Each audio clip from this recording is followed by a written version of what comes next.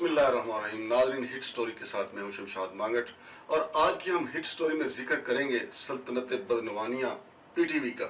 सल्तनत बदनवानिया पीटीवी को किसने बनाया, इसमें तो अब कोई तारफ की जरूरत नहीं है। हमारे जनाब साबिक वफाकी वजीर इत्तलात व नशरियात जनाब फवाद चौधरी।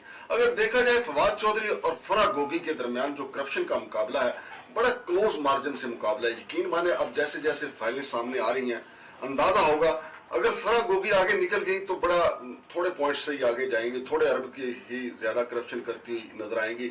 और अगर फवाद चौधरी साहब ने उनको क्रॉस किया या उनको मुकाबले में हरा दिया, वो भी 1-2 अरब से ही उनको हराएंगे। लेकिन मैं फिलहाल तो आपको बताता हूं, चूंकि फराह गोगी की फाइल वजीर दाखिला राना सनाउल्लाह के पास है और इधर जो मामलात हैं यहाँ पीटीवी के अलावा वजारत इत्तलात व नशरियात के, फिर जो इसके झैली इदारे हैं, फिर इसकी पीटीवी की जो जमीनें हैं उनकी खरीदो फरोख्त के, आप यकीन माने कि करप्शन का एक जुमा बाजार लगा हुआ है कि जिस तरफ आंख उठाएं करप्शन ही करप्शन नजर आती है।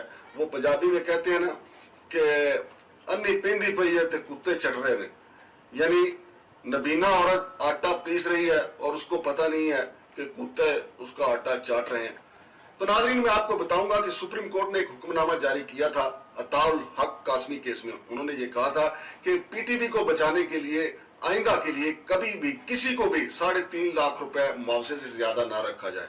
लेकिन फवाद चौधरी साहब ने सुप्रीम कोर्ट के हुक्म को कुछ भी नहीं जाना और यहाँ पे 15-15 लाख पे बंदे रखे गए। और मैं यह आपको सारी डिटेल बताता हूँ। जो इमरान खान साहब के दौर में ये 22 एंकर्स रखे गए, इनकी तनख्वाहें कितनी थी और यहाँ पे कहाँ सुप्रीम कोर्ट का हुक्म पामाल हुआ। और फिर यही नहीं, जो पीटीआई के बड़े लायल और इमरान खान के बड़े करीब समझे जाते हैं नईम बुखारी साहब, वो बड़े हार्ड वर्कर थे और उन्होंने इरादा बांधा था कि वो पीटीवी को ठीक करेंगे। और उन्होंने जो बोर्ड की मीटिंग थी उसके तहत जो है कई काली भेड़ों को फारग कर दिया था। लेकिन फिर एक हैरत अंगेज मामला हुआ कि ये लोग इस्लामाबाद हाई कोर्ट गए और इस्लामाबाद हाई कोर्ट ने भी तस्दीक कर दी कि इनको बहाल नहीं किया जाएगा। लेकिन उसके बाद फिर क्या हुआ, फवाद चौधरी ने अपने करीबी रिश्तेदार आमर मंजूर जो एमडी थे उनके साथ मिलकर एक जादू चलाया, एक ऐसा कोई छू मंत्र पड़ा कि ना दोबारा हाईकोर्ट से पूछा गया, ना बल्कि नईम बुखारी साहब का जो बोर्ड था उसको ही तहलील कर दिया गया और नईम बुखारी साहब भी पीटीवी से रुखसत हो गए, बोर्ड समेत रुखसत हो गए और किसी को वो अपनी रिपोर्ट भी नहीं दे पाए। तो नाज़रीन, हमारे पास एक पलंदा है जो रफ्ता रफ्ता हम आपको बताएंगे कि सल्तनत बदनवानिया पीटीवी में किसने क्या क्या पाया है, किसने क्या क्या करप्शन किया है। ये आज की स्टोरी में सिर्फ मैं आपको 22 एंकर्स जो इन्होंने रखे, जिनमें शुएब अख्तर साहब भी शामिल हैं, जो हमारे कौमी हीरो, कौमी क्रिकेटर हैं, स्पीड स्टार हैं, उनकी तनख्वाह भी आपको बताऊंगा।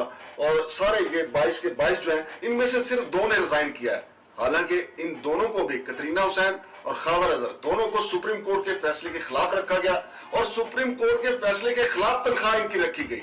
लेकिन जब प्रेशर बढ़ने लगा तो इन्होंने अपनी तनख्वाह को हलाल करने के लिए रिजाइन दे दिया। लेकिन बाकी अभी जो है जो जोंके हैं वो चिमटी हुई हैं और उनको बड़ी उम्मीद है कि फवाद चौधरी दोबारा आएंगे और हमारी फिर मौजें हो जाएंगी। और ये तो वो हैं जो रिकॉर्ड हमारे पास मौजूद है। और अभी 150-200 के करीब वो बंदा है जिनको फवाद चौधरी साहब के इमाम पे आमर मंजूर ने मुख्तलिफ महकमों में खपाया और उनकी तकरीबन 4 से 4.5 करोड़ रुपए तनख्वाह वहां से निकाली जा रही है सल्तनत बदनवानिया पीटीवी से। और वो घुस बैठिए और गुमनाम किस्म के जिन्नात और मुअक्कल किस्म के वो मुलाजम है। कोई पता नहीं कि वो जेलम के इनके हल्के के लोग हैं या कहाँ के हैं। और जो इनके लोग वहां पे बैठे हुए हैं वो लिस्ट देने से इनकारी हैं। इस सिलसिले में बाज़ाब्ता तौर पे एक कानून के मुताबिक दरखास्त भी दी गई है कि वो सारी इंफॉर्मेशन हमें मिल जाए। उम्मीद है कि वो मिल जाएगी। और इसके अलावा एक और बड़ा स्कैंडल जो है वो भी सामने आ रहा है, उस पर भी इंक्वायरी बैठी हुई है कि T20 वर्ल्ड कप जो हुआ था उसके जो लैंडिंग राइट्स थे उसके पैसे किधर गए। ये एक बहुत बड़ा स्कैम होगा और मुझे ये लगता है, मुझे पूरा यकीन है कि जब उसकी रिपोर्ट आएगी तो फराह गोगी जो है फवाद चौधरी की करप्शन में बुलंदियों को देखती की देखती रह जाएंगी। और यकीन माने जैसे हमारे फवाद चौधरी साहब की सेहत है, इनका नाम फवाद गोगा होना चाहिए, फराह गोगी बामुकाबला फवाद गोगा। तो ये करप्शन का एक मुकाबला है। नाज़रीन, हमारा काम है आपको बताना। तो ये वो 22 एंकर हैं जिनके मैं आपको तफसील बताता हूँ, इनको कब रखा गया, कितनी तनख्वाह पे रखा गया। तो नाज़रीन, इनमें पहले नंबर पे खावर अजहर साहब, इनको 16 नवंबर 2018 में रखा गया جب عمران خان صاحب کی حکومت آ چکی تھی اور ان کو 15 لاکھ روپے ماہانہ سیلری پہ رکھا گیا، اگرچہ اب یہ ریزائن دے چکے ہیں لیکن اس وقت سپریم کورٹ کا فیصلہ موجود تھا اور ان کو اتنی بڑی تنخواہ پہ نہیں رکھا جانا چاہیے تھا۔ پھر رضوان ملک صاحب ہیں، ان کی تنخواہ جو رکھی گئی وہ 2,75,000 روپیہ تھی، وہ ان کو اس پیکج پہ رکھا گیا۔ پھر آگے محمد زبیر جاوید صاحب ہیں، ان کو 4,85,000 روپے پہ رکھا گیا اور ان کو 1 جنوری 2019 کو اپوائنٹ کیا گیا۔ پھر عمیر معصوم صاحب ہیں، ان کو 1 جنوری 2019 کو ہی اپوائنٹ کیا گیا اور ان کی تنخواہ رکھی گئی 7,50,000 روپے۔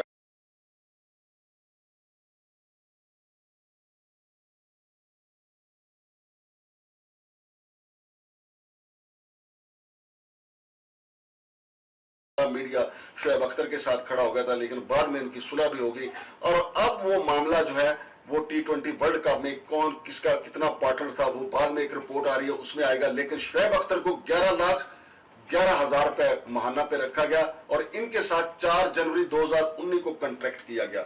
پھر آگے خرم جاوید صاحب ہیں، ان کا پیکج وہ سپریم کورٹ کے فیصلے کی روشنی میں 1,25,000 صرف رکھا گیا۔ یقینی طور پہ یہ بیچارے مینیجر سیلز ہیں، ان کی سفارش کمزور ہوگی یا یہ اس اہلیت کے نہیں ہوں گے، لیکن ان کو 1,25,000 پہ رکھا گیا۔ لیکن یہ بھی اب دیکھنے کی ضرورت ہے کہ ان کو کس وجہ سے 1,25,000 روپے بھی یہاں پہ رکھا گیا۔ پھر محمد طاہر مشتاق صاحب ہیں، چیف ہیومن ریسورس آفیسر، جن کو کہا جاتا ہے کہ پی ٹی وی میں ایم ڈی کی اور فواد چودھری صاحب کے یہ دستے راز سمجھے جاتے تھے اور ان کو 24 دسمبر 2019 کو اپوائنٹ کیا گیا اور ان کی تنخواہ جو ہے 8,70,000 روپے مقرر کی گئی اور اس میں بھی سپریم کورٹ کا فیصلہ جو ہے بالائے طاق رکھا گیا۔ پھر آگے چلیے کترینہ حسین، ان کی بھی تنخواہ 8,70,000 روپے رکھی گئی اور 23 جنوری 2020 کو ان کی اپوائنٹمنٹ ہوئی لیکن اس وقت وہ ریزائن دے کے جا چکی ہیں۔ سید ناصر عباس نقوی صاحب، یہ بھی 4 فروری 2020 کو پی ٹی وی میں بھرتی ہوئے اور ان کی تنخواہ 8,70,000 روپے پی ٹی وی نے رکھی۔ ان کی کارکردگی ناظرین اگر کہیں آپ کو نظر آتی ہو تو مجھے بتائیے گا کہ جناب سید ناصر عباس نقوی صاحب نے کیا 4 چاند لگائے ہیں ہمارے پی ٹی وی کو۔ پھر ندا مرزا صاحب ہیں، یہ ان کا جو پیکج رکھا گیا وہ 4,50,000 روپے رکھا گیا اور 15 فروری 2020 کو ان کو تقرر نامہ دیا گیا پی ٹی وی میں۔ پھر مشال بخاری صاحب ہیں، ان کی تنخواہ 2.5 لاکھ رکھی گئی، اگرچہ یہ تنخواہ سپریم کورٹ کے فیصلے کے مطابق اس کے انڈر ہے لیکن پھر بھی ان کی جو تقرری ہے کیا وہ میرٹ کے مطابق کوئی ٹیسٹ انٹرویو کر کے رکھی گئی یا نہیں رکھی گئی، یہ ایک الگ سوال ہے۔